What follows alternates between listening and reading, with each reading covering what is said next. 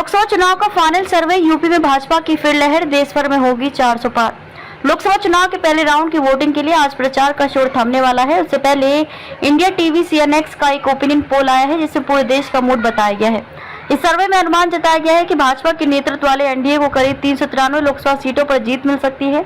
यदि ऐसा हुआ तो ये पीएम नरेंद्र मोदी की भविष्यवाणी सच होने जैसा होगा, जो लगातार दोहरा रहे हैं कि 4 जून को 400 पार का नतीजा आएगा। इस सर्वे में इंडिया अलायंस के लिए चिंता बढ़ाने वाली बात कही गई है। सर्वे का कहना है कि इंडिया अलायंस की सीटें 100 से भी कम रह सकती हैं। खासतौर पर कांग्रेस को करारा झटका लग सकता है। ऐप सर्वे में कहा गया है कि भाजपा एक बार फिर से गुजरात, मध्य प्रदेश, राजस्थान, छत्तीसगढ़, हिमाचल, उत्तराखंड जैसे राज्यों में क्लीन स्वीप करेगी। इसके अलावा यूपी और बिहार में भी उसे शानदार नतीजा मिलेगा। सर्वे के अनुसार यूपी में भी भाजपा गठबंधन को बड़ी सफलता मिलेगी और करीब 76 सीटों पर जीत मिल सकती है। वहीं समाजवादी पार्टी में 4 सीटों पर ठहर सकती है। इस पोल में दावा किया गया है कि कांग्रेस का इस बार यूपी से खाता भी नहीं खुलेगा, यानी कांग्रेस को अमेठी के बाद अपना एक और गढ़ रायबरेली भी गंवाना पड़ सकता है। इंडिया टीवी CNX के सर्वे के अनुसार रोहेलखंड, अवध और पश्चिम यूपी जैसे इलाकों में भाजपा को बड़ी बढ़त मिलेगी। RLD और भाजपा के गठबंधन को पश्चिम यूपी की 8 सीटों पर जीत मिलेगी, जहाँ पहले राउंड में मतदान होना है।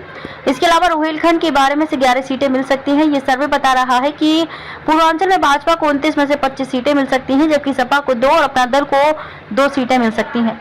इसमें दिलचस्प आंकड़ा अवध का है, जहां की कुल 14 सीटों पर कांग्रेस का खाता भी नहीं खुलेगा। सभी सीटों पर भाजपा की जीतने की संभावना है। कांग्रेस का गढ़ था कभी अवध, पर अब क्लीन स्वीप का डर।